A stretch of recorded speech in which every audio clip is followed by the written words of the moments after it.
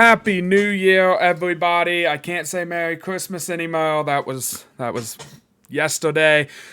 And it's now New Year's season for a week, and then we can start talking about Valentine's Day, and inevitably we will arrive back at November 1st, and I'll wish you a Merry Christmas once again. Will, before we get started, this is a curveball. I should have warned you about this. Did you get anything interesting for Christmas? I'll go first. I got this nice cup that has the Vikings Lovely. logo on it. So this is what I'll drink from in every show forever. Did you get anything notable for Christmas? You know, I did. I got tickets to the Minnesota Timberwolves Denver Nuggets January 25th game Oh boy. at the Target Center. It is going to be hopefully fun. Hopefully the Timberwolves remember that playing basketball, the objective is to stop the other team from scoring and to score the ball yourself. So giving them about a month to try and figure that out. Otherwise, it could be a not so great Christmas present, depending on how things are going. Yeah, that's Depending on how I many look, man. players are traded and all that. That's the man. The Timberwolves are crazy. I would love to off air sometime. We will have to have a conversation about the cat trade and your thoughts on it, because I feel like we never really got into it. And I know that's a divisive topic, and I'm not the biggest T-Wolves fan. Okay, I just, I'm not really a basketball guy, but I don't know. I'd love to have friend of the show who was on the Timberwolves guy. I can't remember his name right now. Yes. Thank you. Would love to have him maybe in this conversation sometime and get into it with him. But this is a football show. I know football's probably only starting to get back into your brains as we are done with the holiday season and moving back now into Vikings football season. So let's talk about that Seattle game. As far off as it seems like it was 8 years ago with everything that's transpired the last couple of days, but it was a measly 4 or 5 days ago. The Vikings go into Seattle, pull it off. Sam Darnold on one leg hobbles up in the pocket and throws a beauty to Justin Jefferson, who does a 360 no-scope touchdown. It was crazy. Jefferson at one point, this is the Viking season, I think, in a basket. Sam threw a decent ball to Jefferson, who was wide open in the end zone, and then Jefferson starts doing the gritty while staring at the defensive back he just beat on the route and spanking the air in front of him, and did get a 15-yard penalty for it. But I think that is the Randy Moss pretends to pull his pants down at Packers fan. Jefferson spanking a defensive back metaphorically, I think, encapsulates how fun this season has been for Vikings fans. So let's talk about this Seattle game. Well, the defense was like hot and cold, it felt like. That was my big takeaway. The defense had some drives where it was like, this is the best defense we've seen since 2017. And then there were some drives where it was like, are you guys wet toilet paper because you can't stop anything? I guess that's just football some days, but Geno, when he got it going, was able to get it going. Am I correct in that? What did you see out of the defense in this one? I think it's a astute observation because it was that sort of game, and the Seahawks, I think, are prone to that because of, especially in this game, they gave up on the run so fast. And I think Kenneth Walker had a few decent runs in the first half.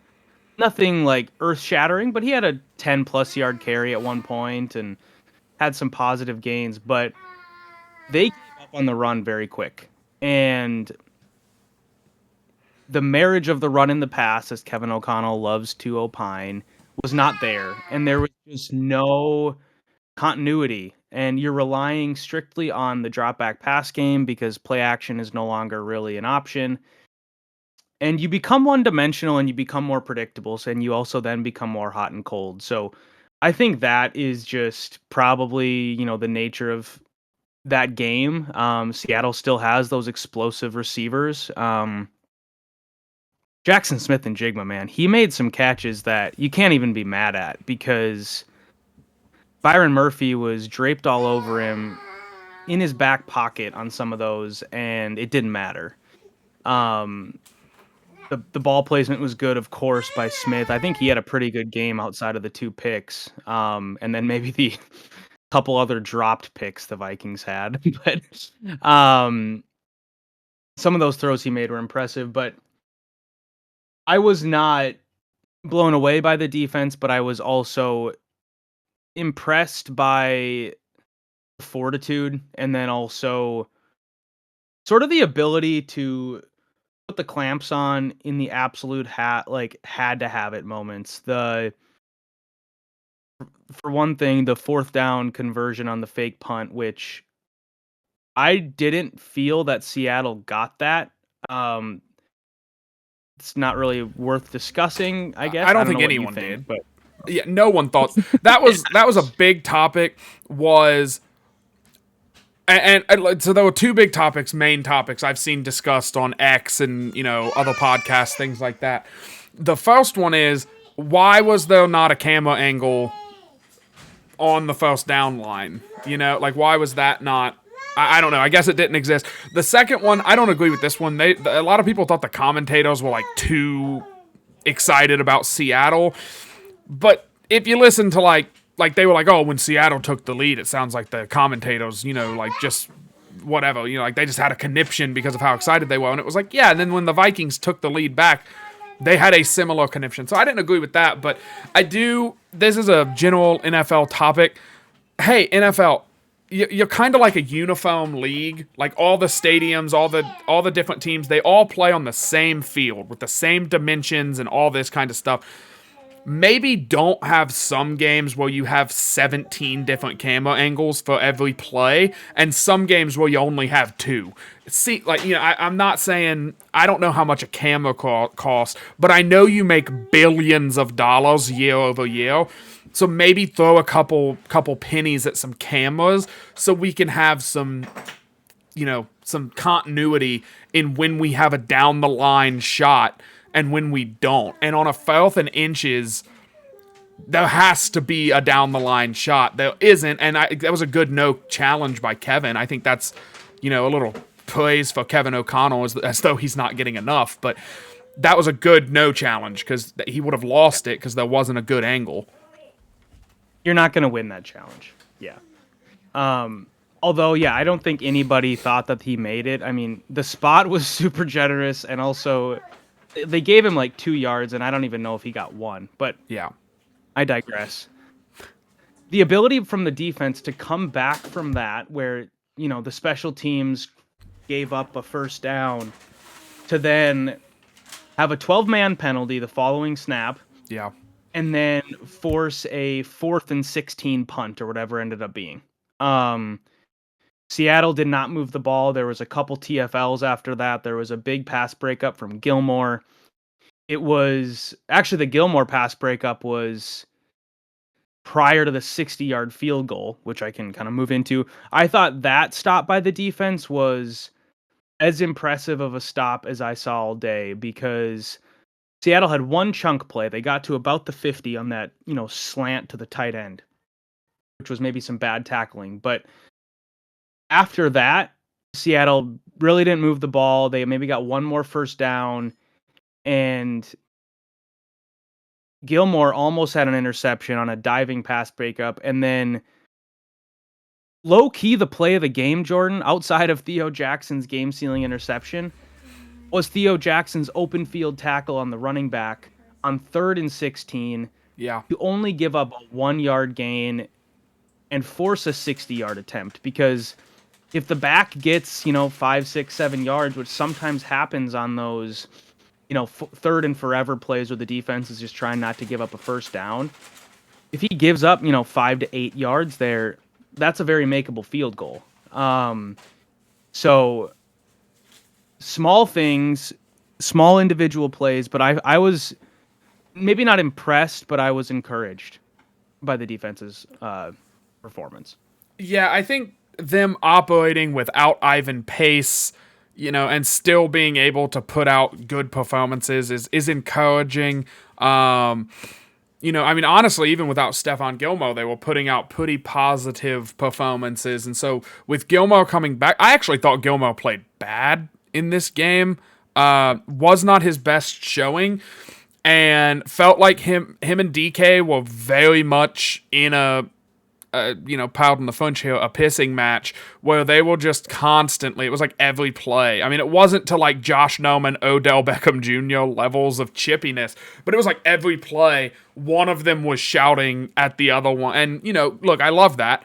That's actually one of my biggest things is like, I've wanted the Vikings to be the team that other teams watch and like they hate that their guys are talking. Like how I hate Jair Alexander for, breaking up a pass and then goodying at Justin Jefferson in the first quarter. It's like, what? Like, but I want the Vikings defense to do that to other people because it's frustrating. And if you're good enough, then and you back that up, that's the most frustrating. The Vikings are doing that, and that's been the last couple of weeks. I know the Vikings haven't had like, a Houston type game where they win by 3 or 4 possessions, and I guess they did beat Chicago by 3 possessions, but in a different way. That was a slow strangulation versus the Houston game, which was like an explosion of, fun.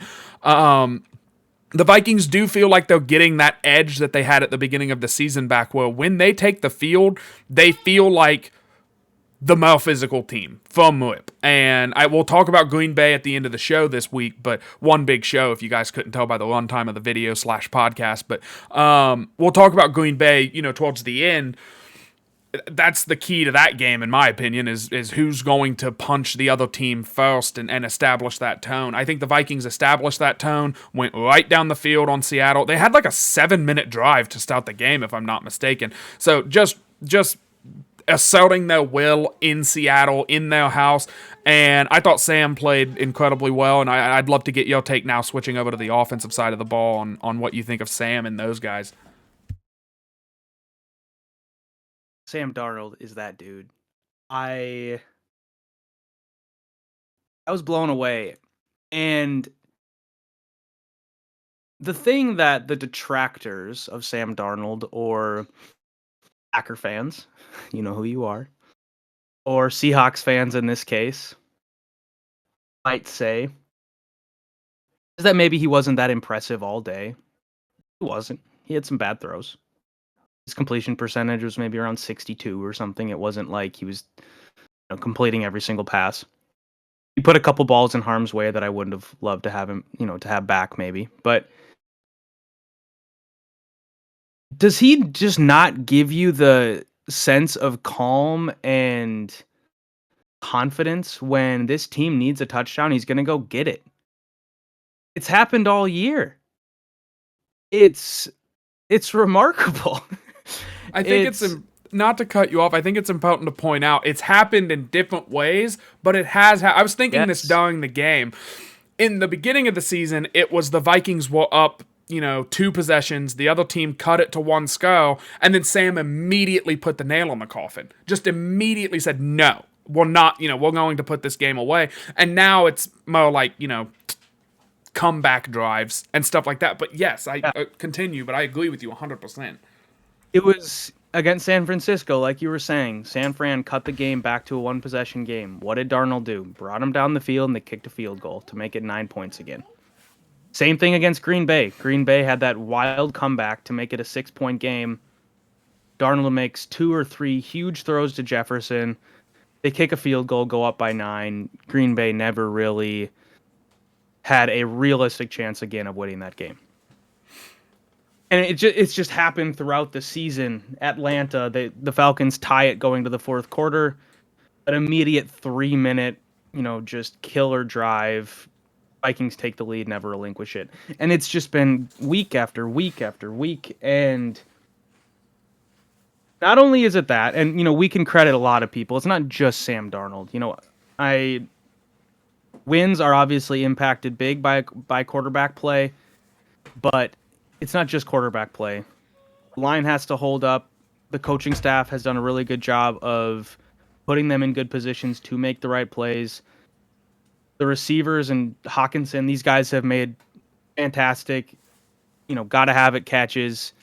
Everyone has shown up when they've needed to show up, but what Sam Darnold has been able to do, and specifically on that, he had a couple throws, man, against Seattle, where it's just kind of that jaw drop. This guy has been a starter, has been on a good team. How long?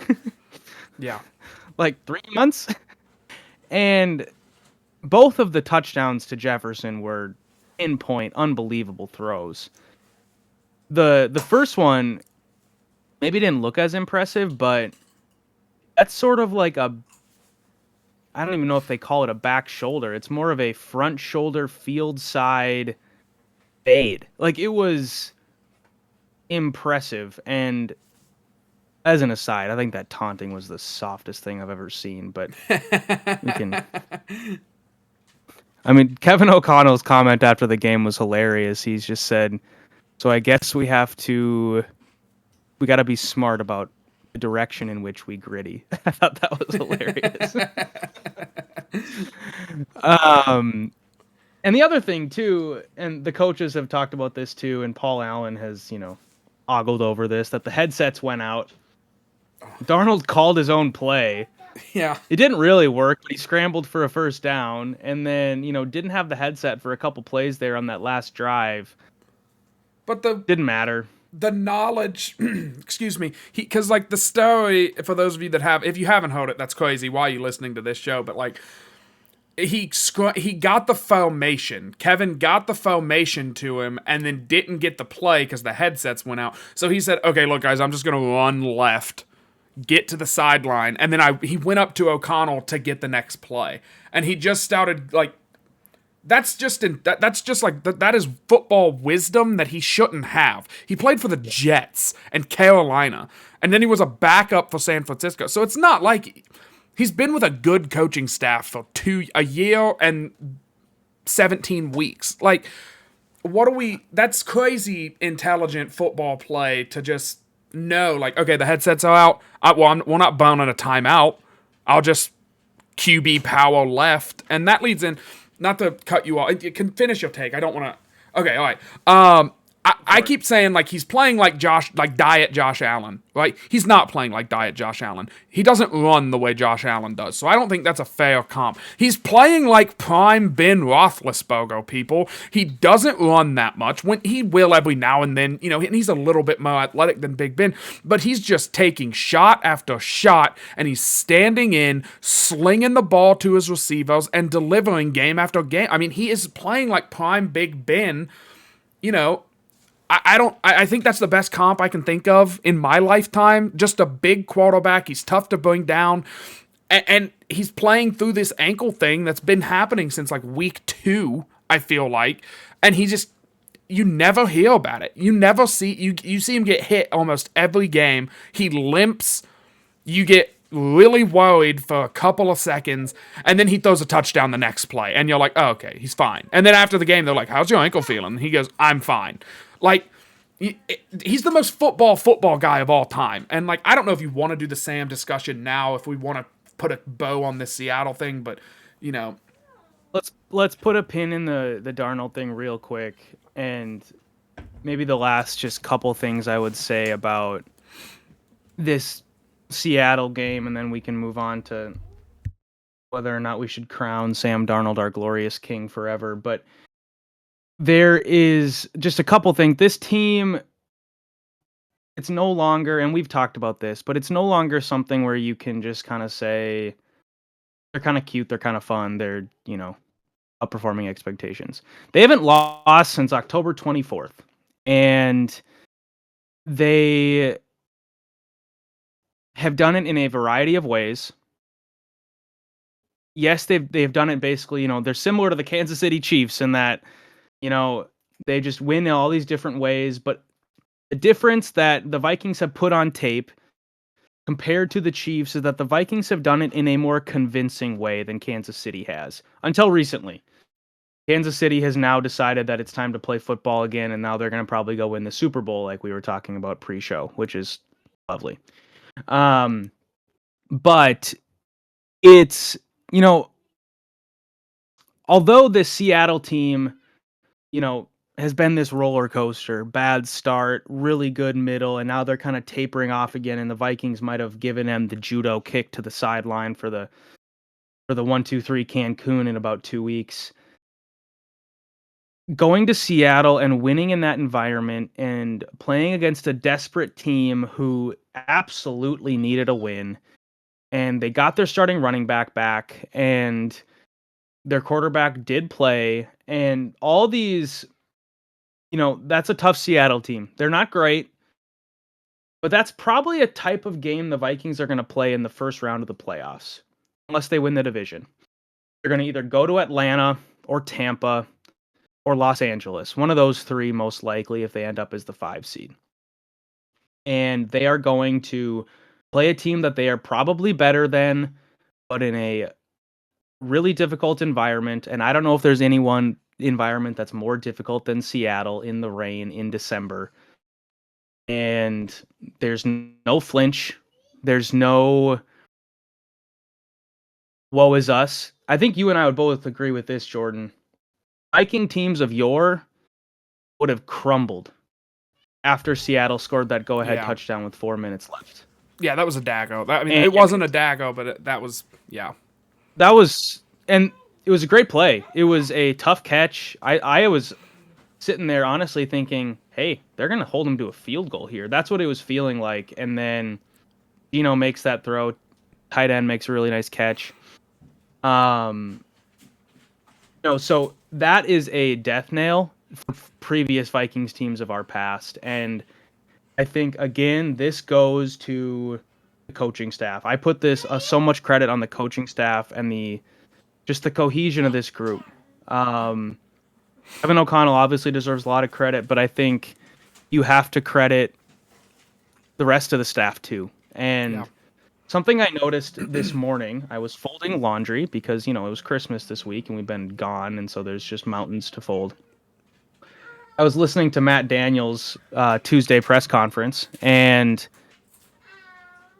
he was legitimately choking up at the podium talking about the cohesion of this team and the togetherness of this team, and specifically in the special teams context, which played a big role in the win on Sunday. But it was just a noteworthy moment of even the coaching staff recognizes something special about this group, and they appreciate it.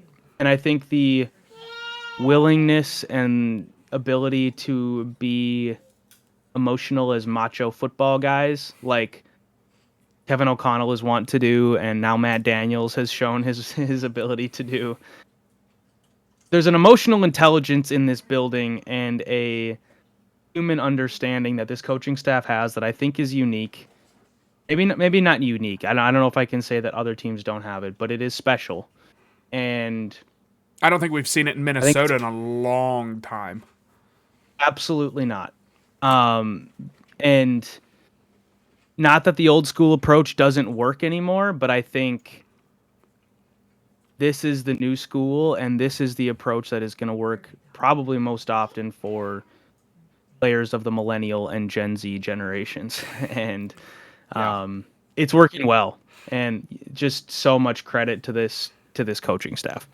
Yeah, I want to put my bow on Seattle. I like what you said about that. The go-ahead touchdown, they take the lead for the first time all day, and old Vikings teams, you and me, right? You just had a birthday. You're getting up there, buddy. So we both are. We're old Vikings fans. We've been following this team for 20 plus years, of real, watching and understanding. And man, that, every team that I can think of, except for 09 and 17, it's oh yeah, this is one of those special teams that's going to overcome that adversity. And it's been all season. The Jets, Aaron Rodgers has the ball with a chance to go down the field in London and beat the Vikings. Duh. He's going to go down the field and beat the Vikings. Oh, wait, we picked him off. Stephon Gilmore says I knew exactly what he was going to do, and I just jumped it, and I got the pick. Green Bay makes this raging comeback, down 28, and all of a sudden they're within a field goal of a touchdown of taking the lead. Oh, wait, the Vikings just made it 2-possession again, and everything's fine. This team feels different than, your dad's Viking team. This feels like, and I don't want to say team of destiny. I hate saying that kind of stuff, but it does have this feel of and 09 had it, 17 had it. When the plays need to be made, this team makes them. And that gives you a chance to do something really special, just like 09 and 17. Those teams had a chance to do something really special. We'll see if this one can kind of fit the bill. Yeah. Go ahead. One just quick thing to add on that. I think the most encouraging thing to me about this is that this doesn't feel one-off anymore. Because even though that 2022 team, deep in our hearts, we knew they weren't doing anything. No, yeah. But they had this same quality. They were the original situational masters. Because they were just a bunch of meh. But when they absolutely had to have a play, they did it. Time and time again. We got Cam Dantzler out there making game-saving strips of, Amir Smith-Marset and all these things that, that quality has translated, and it is in this team. And I think, like we were saying, I think this is probably a quality you can almost bank on for the tenure of this coaching staff. So I think that's an encouraging factor too, is it doesn't, to me at least, have this feeling of, well, they better win the Super Bowl this year because they'll never have a chance again. I think now with this team's ability to be clutch, if you will, I think that's a product of the coaching staff and probably here to stay. Well, that's funny that you bring that up because this is.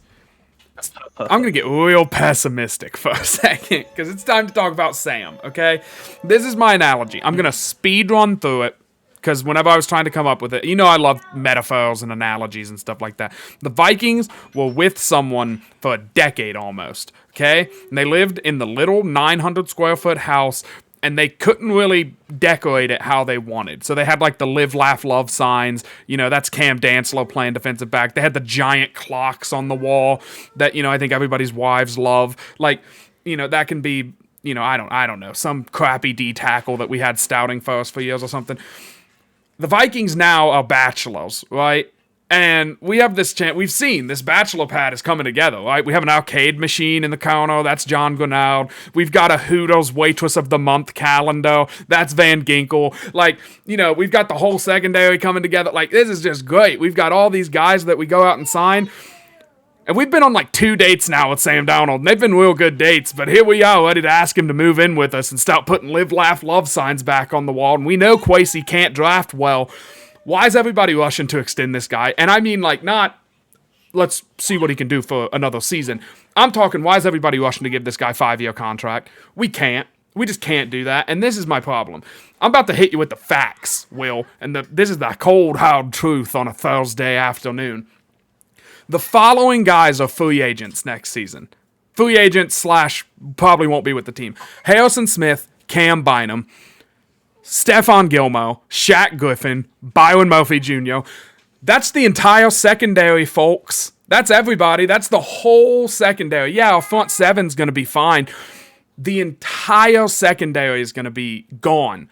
And I don't personally want to be in a boat where I'm saying, hey, Mekhi Blackmon didn't really look like a true shutdown number one corner. Maybe he'll become that after blowing his knee out, maybe Nudie McLaughlin, he looked okay in his 6 snaps that he had the last couple of weeks. Maybe he'll step in and he'll tone into. I don't want to do that, man. I get Sam looks really good. I would love to do another year of Sam. Maybe it's a 2-year, $80 million contract or something with a bunch of, void years at the end of it. So we have to. If this season has taught me anything, I think it's hammered home in my head. This is a team game. And the Vikings are a damn good team. And Sam by himself would have lost us some games if we didn't have the defense that we have. And the defense by itself would have lost us some games if we didn't have Sam and the offense that we have making the plays when they need to be made. This team is winning games. It's not, like Buffalo, where if Josh Allen's leg falls off, Buffalo's dead. They suck immediately. If Sam Darnold goes down and Nick Mullins goes down, I'm not positive Daniel Jones wouldn't be able to have a little flash in the pan playoff experience. You know what I mean? Nick Mullins throws too many picks, but I'm not sure that a good game manager couldn't come in and have some success in this offense. And I also think it's worth noting, I don't know the analogy for this, so I'm just going to be very straight with this. Seems like Kevin O'Connell knows what he's talking about when it comes to QBs, and if Kevin O'Connell put a stamp of approval on J.J. McCarthy, we probably shouldn't be so quick to be like, but Sam is playing so good.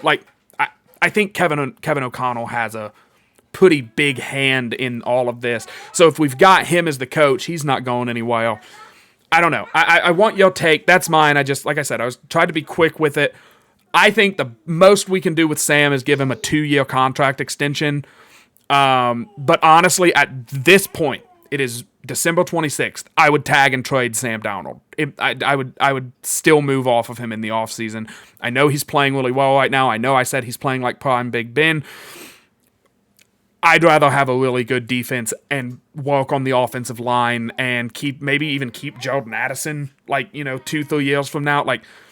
I'd rather have all that than have Sam Darnold, who early in the season was throwing some really bad interceptions, and I think still has that gene in his DNA. What do you think? I pretty much agree 99%. I don't. You and I don't always see eye to eye on everything, and this isn't me just trying to be Minnesota nice agreeable. I would love if, my father-in-law yesterday, shout out to Lee, he'll be listening, one of the most faithful listeners on the show.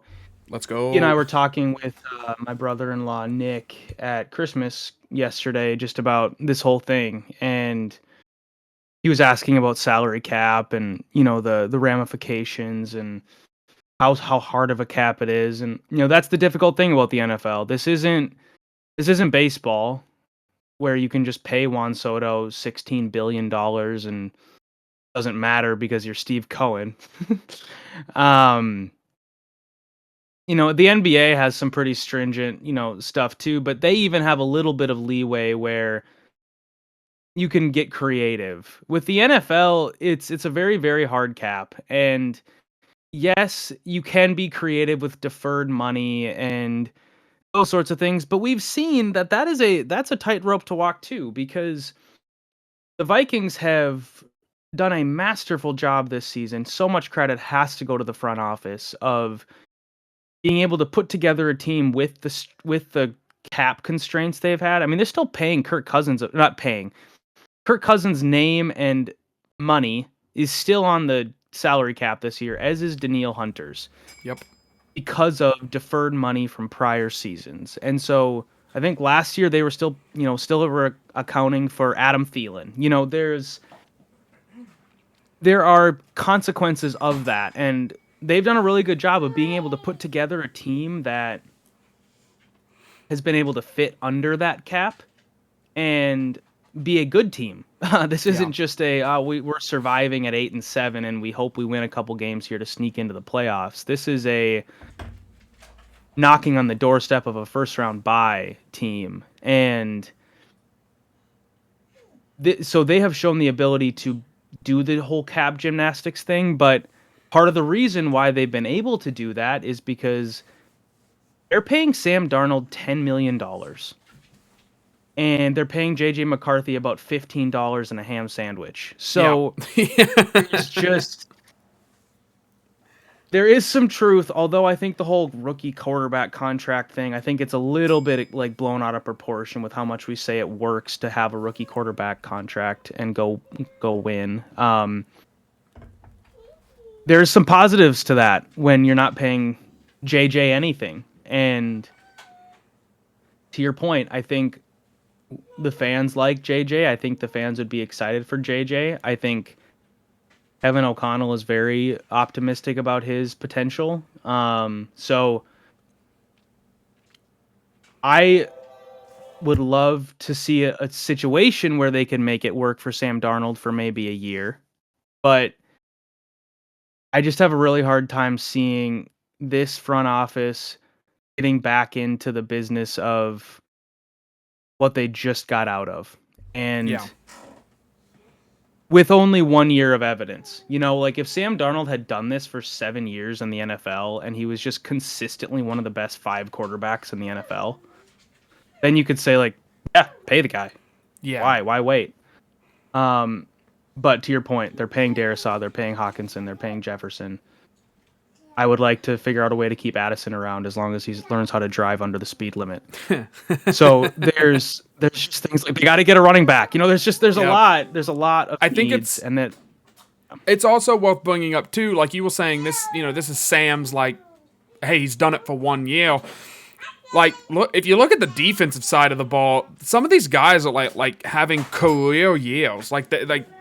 They've been in the league for a while. It's not like, it's like Ivan Pace in his second season looks really good, and it's like, wow, holy cow, that could just be what he like. Do we think Andrew Van Ginkel is going to be this again next season, or do we think he's having a really good season? Because that happens. Guys have really good seasons, and then they regress back to the mean a little bit. And not that Van Ginkel's going to become, a pile of, potatoes or anything, but do we think he's gonna have a career high in sacks? Do we think he's gonna have 2 pick sixes? Do we think this defense is gonna generate as many turnovers as it has this season, next season? And if you look at all the spots where we're looking at free agents, if half of them are downgrades, I don't know that this is a playoff team next year. I don't care if Tom Brady in his prime is the quarterback. Like, it matters, the other 21 guys that play, on the field at any given moment. And I don't know, man. I would be hesitant to dive into bed with, like you said, the same debate we had for 7 years with Kirk Cousins, and are we paying him too much, and does he just need a defense? And really what it comes down to, and this is my personal, the gospel of Jordan, take it for what it's worth. You can have whoever playing quarterback. If you have a good quarterback, pay him whatever. You have to then hit consistently on draft picks. And I think that's what Spielman started whiffing on draft picks. Kwesi has not been consistently great at drafting. I mean, I know it's a joke, right? Like, he's better at just signing UDFAs than he is at drafting guys. So maybe he should start drafting the UDFAs that he has planned, and he won't get that bad rap of being a bad GM during the draft or whatever. But I don't know. I mean, that's a real concern, and maybe there's a conversation to be had about, like, I know Kwesi did some great things this free agency period. If he doesn't, like, get some good drafts going, like there has to be a conversation about. Kevin is obviously, I think, the guy. Is Kwesi? Is there gonna be a switch there to maybe somebody else down the road? I don't know. That those are all questions for a different show. But that's the Sam take. You have an interesting topic that we're gonna dive into here about how crucial it is for the Vikings to get this 1 seed, and this goes hand in hand with the Green Bay and the Detroit game, but especially the Green Bay game, because the Vikings have to win this one to make Week 18 mean something. So, I want your take on it. This was your topic. I think you have something locked and loaded here. So, what do you think? Do the Vikings need the 1 seed, or how important is it to you that they get it? Yeah, I love this topic, and one of my friends brought this up the other day. After the Seattle game, or it was kind of during the Seattle game, but also after, of whether or not getting the 1 seed is paramount for the Vikings. Obviously, the differences being get the 1 seed, you get home field advantage throughout, you play indoors throughout, you're playing, you're going to be under a roof until February because the Super Bowl is in New Orleans and the last 2 games are Detroit and Minnesota. So, how important is that? How important is the bye? And all of that. And then, of course, the alternative being probably the 5 seed. If they lose out, then maybe the 6 seed. So there's some things here that, could... There's a difference. There's a difference between the two. And I am personally of the belief, obviously, like, yes, you want the 1 seed, of course. You want the 1 seed, you want home field, you want the quote-unquote easier path, although I'm not convinced there is an easy path in the NFC this year, because the 3 and the 4 seed are going to be worse than the 5 and the 6 seed. So, do I even care? Like, all that is just sort of irrelevant in some ways, but...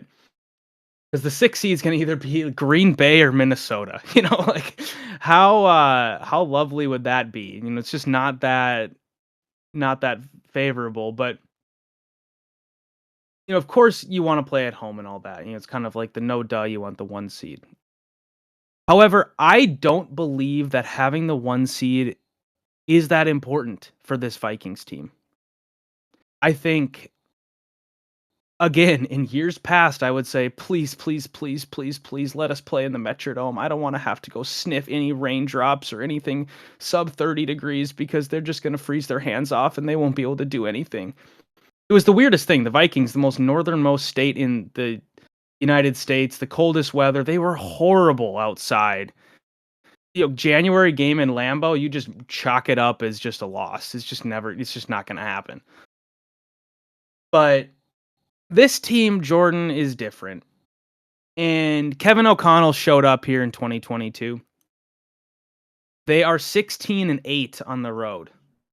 And that includes last year, which was just a weird year, They have had a winning road record, though, every single season he has been here. And they have, this year, they're 6-1. One loss was indoors, by the way. And it has not been a problem for this team to go on the road and have to beat teams. I think they have built a formula that travels. The things that concern me are maybe the lack of consistency in the run game. I think we have a decent running attack. I think Aaron Jones has had a really good season, and that'll be just an Easter egg for the Green Bay portion of this show. But that's maybe the one thing that's a little bit concerning. It's, hot start against Seattle, then it dries up for about 2 quarters. There's just there hasn't been an ability to maintain game after game after game. And you and I know this, Jordan, going on the road in the playoffs, you got to be able to run the ball and you got to be able to, block up front. And because the crowd noise is going to make everything a little bit more difficult. So that's maybe the one thing that just kind of concerns me. But Seattle on Sunday afternoon was 2 for 10 on third down. The Vikings defense doesn't need crowd noise in their favor. I argued last year it might even be more beneficial for them to play when they're on the road because they can communicate better. And although their points allowed is slightly better at home this season, it's like 17 points a game allowed at home and 19 points a game allowed on the road. They're not letting teams score 20 points on the road. That's impressive. They have, I believe, more turnovers per game, the same amount of turnovers per game at home as they do on the road. So they're turning the ball over at the same rate. And it's been a product of they're consistent. It doesn't matter where they play. And I think that this coaching staff and this team does not have that flinch in them, does not have the cold feet in them when they get into some hostile environment. They don't get scared. And it sounds silly to have that as like a criteria for a bunch of alpha male football guys who are making millions of dollars. But we saw it, Jordan. We saw it so many times. Vikings road games, night games, weather games. It was hopeless. You knew going on the road for a primetime game, it was just over. And that sort of thing has just not mattered as much anymore. So, like I said, it'd be nice to have home field. But this team is pretty healthy. They got some old guys that maybe could use the week off, but they have not been ridden by the injury bug. And I think this is a group that would be made of the right stuff and I actually do think they are put together in the right way to go win road playoff games. Yeah, I agree with you. I will say this, and this is really all I have to bring up because I think you did a really good job of pointing out, how good this team has been playing. Kevin O'Connell's team specifically, not just this year, but like his teams do tend to drift towards like, yeah, we'll play you anywhere. We'll play you on concrete, dude. We'll just, we're just out here to play football. We're running through a brick wall for our coach. As a Vikings fan, and I know I just did a whole spiel 15 minutes ago about like, hey, this Vikings team feels different and blah, blah, blah, blah, blah, whatever. the 2 years that I mentioned, be it '09 and 17, because I was a baby for 98. I was a year old from the 98 season, so I don't remember that one. The Vikings have never been that 1 seed, and the Vikings always end up in the championship game in someone else's house. And it's always like, here we go. This is going to be really tough. And, I never go into them feeling like, not that you're ever going to go into an NFC title game feeling like, cakewalk, here we go, Super Bowl bound. But you do go into them whenever, I would assume, at home, feeling a little bit more confident than, okay, we got to go to New Orleans, and they're one of the best teams in the NFL, and, oh crap, we just lost an OT. Oh, okay, we got to go to Philly, and it's going to be cold, and it's going to be weather, but okay, this defense is built for this, and it's 38-7. What the hell happened? So, that is my reasoning. I do think there is a case to be made that if the Vikings lose against Green Bay this week, you bench the Stouters against Detroit, and you say you concede. You're not playing for anything. You're playing for the 5 or the 6 seed. I guess the 5 seed would be more favorable because then you get to play Atlanta or Tampa as opposed to going to play LA. But like, I don't know, man. I really don't know that it's that much of a difference that you then like risk injury and all that. You can give yourself a bye basically if you end up losing to Green Bay. So maybe there's some bite side to that, but I obviously, and this is I'm not saying this is what you were saying. Obviously, we both agree the 1 seed would be ideal, but I love what you're saying with, yeah, man, it don't matter. This team just went to Seattle, a team that is fighting. It is backed into a corner. That's the most dangerous team in football. I think the last 2 weeks, the Vikings played 2 of the most dangerous teams in football. Not that Chicago's good, but Chicago is a team that is nothing to lose. They're going to go for it 6 times. They're going to do a fake punt. They're going to not take 3 when they probably should because they want to see what they can do. They are reckless. They're playing with reckless abandon. Seattle, that's a desperate team. They are trying to get in the play. They're a good team, too. That's what makes them even more dangerous. And they are going to do a fake punt. They are going to, go for it on a 4th down at midfield because, like, those types of games late in the season, that's when it gets dangerous because, like, I don't know. I don't know if you've ever played your buddy in Madden and he's just going for it on every 4th down. And you're like, this isn't fair, man. My defense is supposed to play 3 downs and then stop. And you just are making them play that extra one. And you keep converting. And, it can be draining. So I think the Vikings proved in Seattle that's one of the toughest places to play in the NFL. And they went in and handled their business like full-grown men. They also, earlier this season, good segue, good show, went into Green Bay's house and handled their business there, like we said a couple of times in this show. Got out to that 28-0 lead and then watched it dwindle, but did enough to hold them off. It was fine. Everything's fine. I'm not worried about this Green Bay game at all. Excuse me. Green Bay is playing incredibly well right now. You could argue they are playing the best football of any team in the North, just like their margin of victory. Now, they're also playing the Saints practice squad and, some not great competition, but NFL teams, yada, yada. They shut out Spencer Rattler on Monday Night Football. That's got to be worth something, doesn't it? I'm excited about this game. We won't be too long here. This show's already long enough. I think that the big key matchup in this one for me, and I'm sorry to take the low-hanging fruit here, Will, but Josh Jacobs, really good at running the ball. The Vikings defense, pretty good at stopping the run. They got to shut that down. And I hate to say you got to make Jordan Love beat us because he lit us up in the second half in week 3 or 2, whatever it was. They have to shut Josh Jacobs down. They have to say, okay, beat the secondary. The strength of the defense, I think, is letting the pass rush pin the ears back, force the QB to make one bad throw, and then capitalize on that bad throw. And that's what they've done all season. So we can't let Josh Jacobs have a 25 attempt, 135-yard day where they are just when the running back's having a good day, the drives are long, the defense gets tired.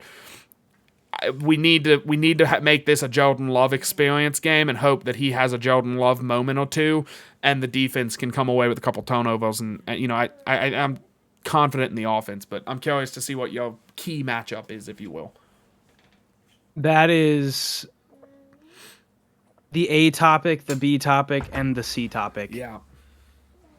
And you look at Josh Jacobs' stats, just quick glance at the yards per carry and the yards and stuff.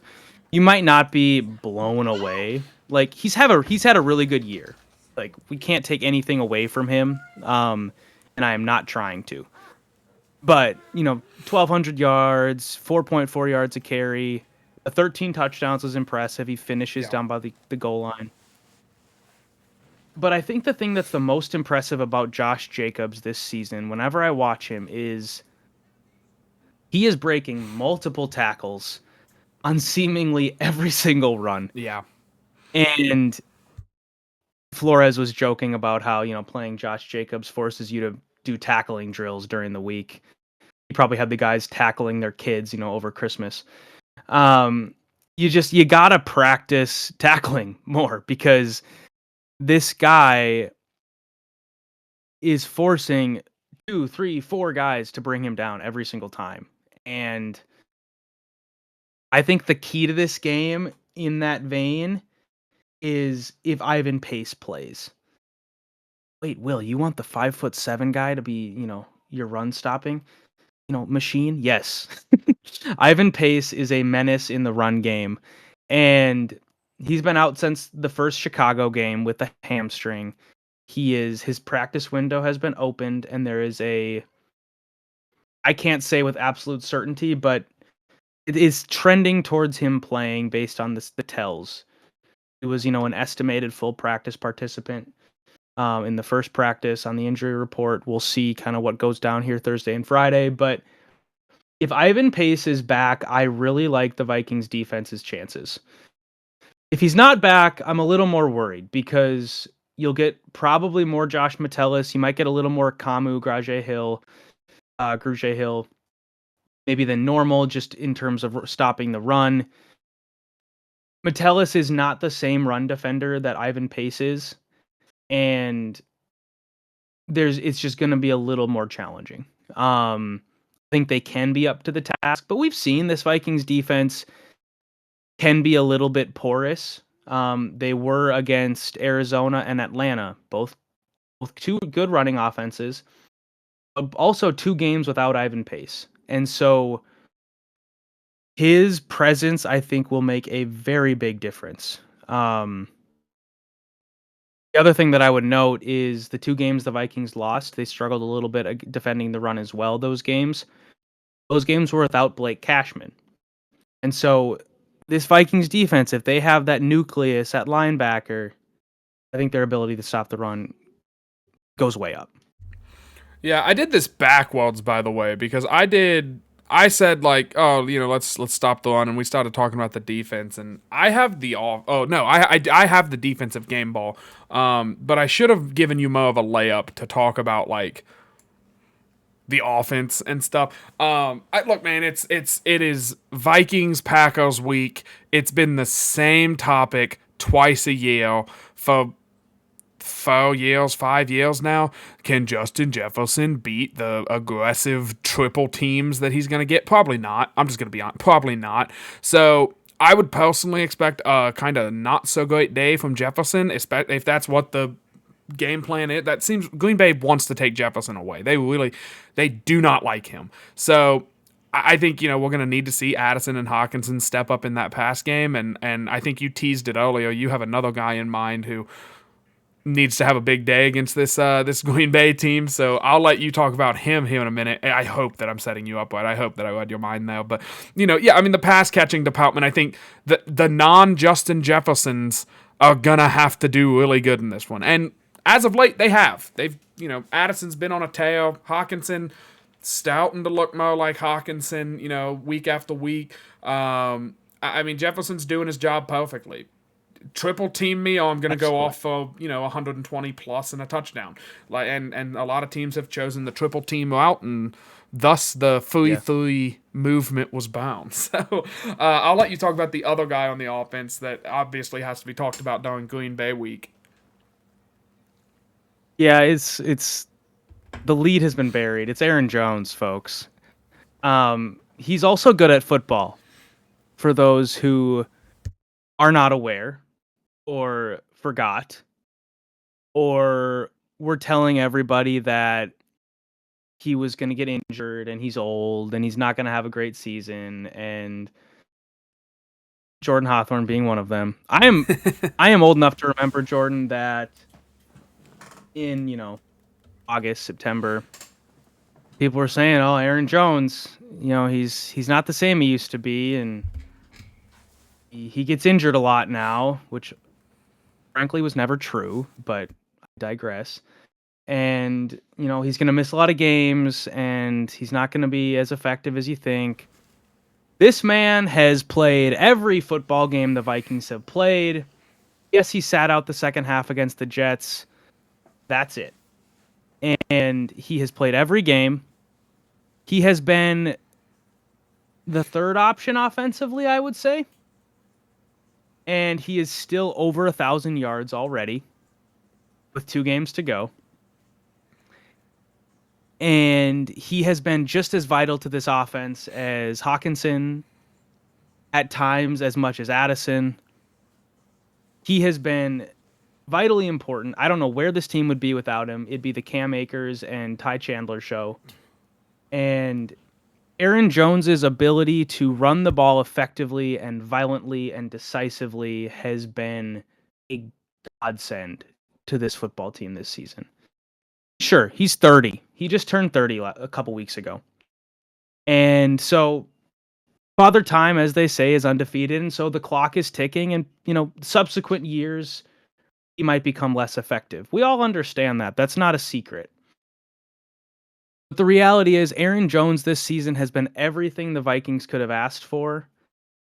And now he's going into a game against his former team where his replacement, the new girl in town, is the toast of the town. And Josh Jacobs and his rumbling, bumbling, tackle-breaking locomotive machine that he is everybody's new sweetheart. But Aaron Jones is still here. He's doing his thing. And that Green Bay week it adds a little bit of extra spice for him. He might not say that. He might say, "Oh, it's just another game." But this is a division game. This is a rivalry game. And absolutely he wants to remind his old organization that, hey, remember week 4 when I had 90 plus yards and did all the things we needed to do to win that game, and we kind of laughed you out of your own building? Yeah, I was on that team, and I'm still here. And yeah, number 8's good, but 33 is still real good too. I think Aaron Jones is going to score 2 touchdowns on Sunday. I think he's going to have a big game, and I think he's vitally important. Like you said, Jair and his cronies are going to do all they can to stop Jefferson from going off, and I think Aaron Jones catching the ball, running the ball is going to be vitally important to this team again. And there's that extra juice. So I'm just going to say it now. Aaron Jones game ball. It's kind of obvious low-hanging fruit. I did it in week 4 as well.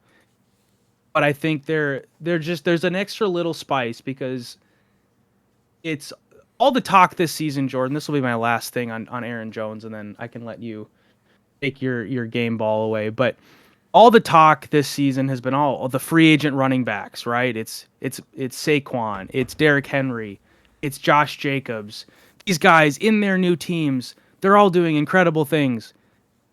No one has talked about Aaron Jones. It's the same old thing. No one talked about him when he was in Green Bay because it was Aaron Rodgers. And no one's talking about him now. But he still, again, has eclipsed 1,000 yards. He's still doing what he's done before, and he's still healthy. I think there's just a little bit of extra motivation this week. All that said, he's going to get the game ball. And let me just make my game prediction now, too, so I can get that out of the way. All good. I have hemmed and hawed about this since Seattle and Minnesota went final on Sunday evening. I think Green Bay's tough. I think they have proven that they are tough. I also think Green Bay has struggled when they've played the actual good teams in this league. They lost to Detroit twice. They lost to Philadelphia. They lost to the Vikings. 2 of those were at home. and I think Green Bay is a good team. I think there is a real chance Minnesota Green Bay is the NFC Championship game, and the 1 seed won't matter. I think it could be 5-6, and you could play it in a doesn't matter. I think Yeah. Minnesota Green Bay has a real chance of being the NFC title game, which would be electric. But I think the Vikings win in a squeaker. I think it's going to be real close. I think it's a real tough game. To me, honestly, Jordan, the tipping point is number 0 in purple coming back. Yeah. If he was not going to be healthy, I was very worried about the defense's ability to stop Josh Jacobs. I'm still worried, but I think his inclusion in the run defense will be so helpful. And I think it's going to be something like 26-24 Vikings. It's going to be close. It's going to be a real good game. I would not be surprised, and this is not pessimist Vikings fan. I would not be surprised at all if Green Bay won. Um, they're kind of due for a win against a top team, and although last New Year's Eve was just kind of a shit show with Jaron Hall and Nick Mullins pretending to play quarterback, they've shown what they can do in Minnesota, and they're not afraid of playing at US Bank. So it's going to be a tight game. If I'm wrong, I'm wrong. I think it's going to be a good one. Vikings by 2. I am going with Jalen Redmond to get my game ball. He was a limited participant in practice on Wednesday. I would imagine he's coming back from the concussion that he got at the end of the Chicago game. I would imagine, I don't know, that feels right to me. So I'm going with Jalen Redmond. Similar reasoning of shutting Josh Jacobs down. I think you can do like the yin and yang of run defense over and over of like, well, you need the big guys to eat the bodies up so the linebackers can get in. And then you can do like, but you need the linebackers to get in. Like, you can go back and forth on who's more important. I just like Redmond. I haven't gotten a chance to give him a game ball yet. Predict him to get a game ball yet. And he's been playing incredibly well. For the Vikings. So if I had him, well, I wouldn't have picked him last week. See, that's what I'm saying. I just haven't had that many chances to give him one since he's kind of exploded onto the scene here. So give me Jalen Redmond to get the game ball if the Vikings win. I actually predicted them to lose this one for 2 reasons. One, I think they will lose this game. I think Green Bay is playing really well. And I know that Vikings just broke, the Vikings can't win in Seattle. We just broke that thing, but seems like the new thing is the Vikings can't beat Green Bay late in the season. Like, we smoke them to start the season every year, and then they smoke us right back. So I thought about making this like a 2-possession loss for the Vikings. I went right on the edge of that. I went crazy that you said 26. 26-18 was the score prediction I typed in before the show. I just think I put on the little bottom ticker thing. Will doesn't see the bottom ticker until the video comes out. The little bottom ticker, if you've been paying attention to it, podcast audience, I know you don't have that. One of the little bits I have on it is like, I feel like the Vikings are going to pee down the legs here soon. And it's because like they're kind of in this too good to be true scenario right now where like, wait, we just have to win 2 games? And when we have to win 5 games and we're the Super Bowl champions, that's it? Like, that's not that many games. And it's because it's not that many games. It's 5 to be exact. So I just, I just think the Vikings, this is classic Viking territory, like classic. All right, we just beat Green Bay, and then it's the showdown against Detroit, and we never even get to the showdown in Detroit. Green Bay says, no, F that. We're gonna beat you guys in your building, and we'll get made fun of on X.com for the next week or two before inevitably meeting the Packers in the playoffs, and we'll talk about that game if that game happens. Make sure to follow the show at LTB Vikings on social. Make sure to follow Will at Will Badloos on X.com. Slam the subscribe button, like the video. You know what to do. I did like the comment. I can't remember who posted it. I think it was your brother, but don't hold me to that. But yeah. Scolded. Yeah. He was like, I'm gonna judo kick the comment. That was good. That was a good one. But yeah, man, this was a fun show. Sorry for the long one. I hope everybody had a wonderful, wonderful Christmas. Be safe on New Year's if we don't talk to you before then. I think we will, but just in case, be extra safe. A lot of crazies out there. Trying to think if there's anything else I need to plug, and I don't think there is. So, take us home, Will. I wasn't prepared for this. I was not prepared for the alley-oop to the final thoughts. So we're gonna come up with something. It's Christmas time, folks. It's cozy time. I hope so very much that US Bank Stadium is not cozy for Green Bay on Sunday. My sister-in-law was, I love you, Alex. She was talking about how one of her friends is going to the Vikings game on Sunday, and she's like, "Oh yeah, it's their Christmas present to each other." And I was like, "Oh, that's sweet." And then she finishes it with, "Oh yeah, but they're Packers fans." And I just immediately internally raged. I have no interest in seeing any "Go Pack Go" chants. I have no interest in seeing any little green dots pop up around there. I do hope the Packers at one point do a skull chant after they make a play, because that tends to come back to bite oppositions. So go for it, Keyshawn Nixon, when you make a cute pass breakup on 2nd and 4. Good for you. Go for it. Um, I hope that this is the most unwelcoming Christmas party that the Packers have ever been invited to. And they go home licking their wounds, preparing to be a locked in 6 seed, and week 18 won't matter for them. I think it's going to be a real tight game, but nothing would make me more sad to see the Green Bay Packers come to Bank Stadium and win again on New Year's weekend. That would not be very fun, Jordan. And like we talked about in the middle of this show, I just so hope that week 18 matters. It's so much more fun when you're playing the Lions at their place and you have a chance to calm them down when it actually matters. Otherwise, it's going to just be sort of, let's rest the starters kind of approach. So it's fun football. There's a lot going on this time of year, obviously. The NBA is kind of starting to pick up a little bit, although I think NFL still rules and will still rule through February 13th or whenever the Super Bowl is. A lot going on, family, holidays, but we do have 2 real big, real good football games to come. So it's a fun time of year to be a Vikings fan. Enjoy the ride. This doesn't come around every year. 13 wins is something to be excited about. This is a legitimate football team. And win, lose, or draw Sunday, it's been a good team to cheer for and get behind. We'll talk probably shortly after Sunday. We'll get back in your inboxes with our next show. Let's go, y'all.